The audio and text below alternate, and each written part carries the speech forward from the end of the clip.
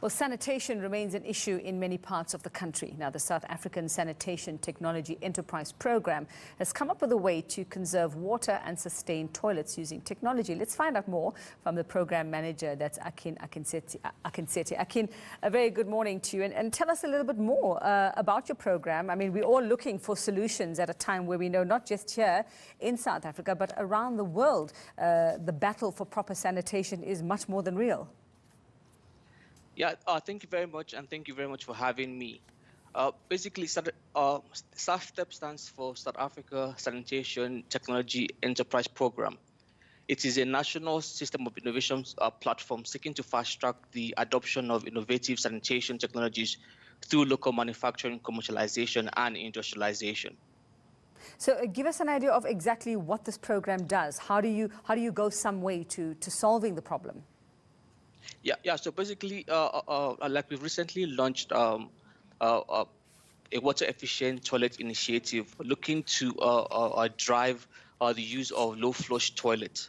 Typically, the toilets we have in homes use between 10 to 15 liters for flushing, and you do have some modern toilets that use between 6 to 8 liters. This is still an inordinate amount of water that is used for flushing, and we are trying to, through this initiative, we want to try and minimize that amount to between 2 to 3 liters for flushing.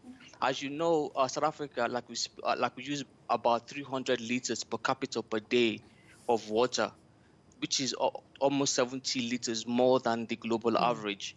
And if we're able to minimize the amount of water used for flushing, we can achieve water efficiency by reducing that amount of water that we waste through flushing. So every time you press the button to flush in your home, you are using between 8 to 15 liters to flush that human waste, and that is just too much.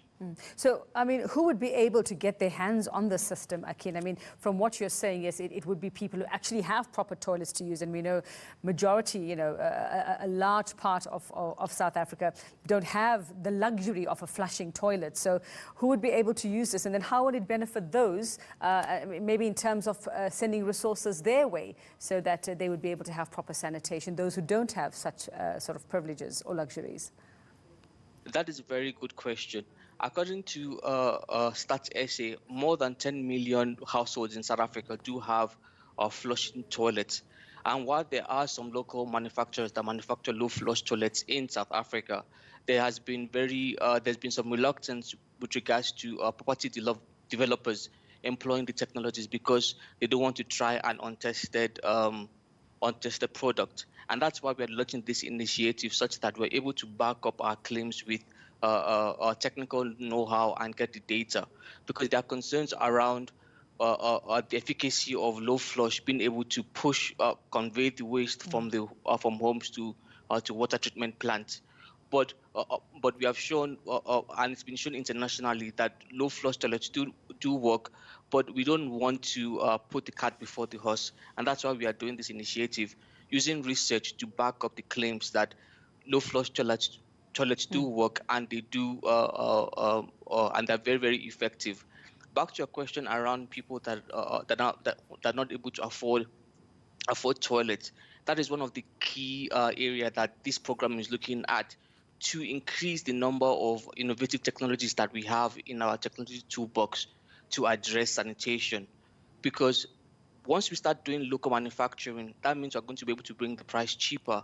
Through local manufacturing, we can be able to achieve economies of scale, such that it makes this cheaper for government and end users to be able to purchase, leading to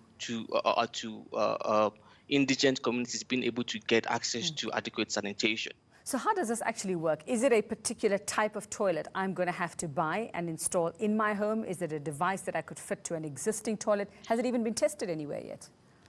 Yes, it has been tested, and we do have more than 3 locally manufactured ones by local South African innovators here in South Africa. So it's a proper toilet, like the system that you sit down at your home, like that white bowl that you sit on and you flush when you finish, is exactly that. But it's been designed in such a way that it uses a small amount of water through effective design to make sure that it's able to convey the waste from the home into the back-end treatment system. So how far along are you, Akin, in actually getting this out to the public, getting people to buy into it? Where are you in the process? Yeah, okay, basically, like I said, like we're trying to take a holistic approach, not only trying to force feed technology down people's throats. We're trying to look at different ways using policy, regulation, designation, and using all the arms of government to be able to make sure that we're able to present this information, because we know that people are willing to change, because what happened in Cape Town is still fresh on everybody's mind, and that we can piggyback on that to make sure we're able to use that as a platform to be able to appeal to people that changing from your toilet right now to a more efficient one is the best way to go. While people are willing to do that, the issue is that the products are not there, because like I mentioned, there are concerns around being an untested technology. But we believe that once we're able to get the research out there, get the information out there, using the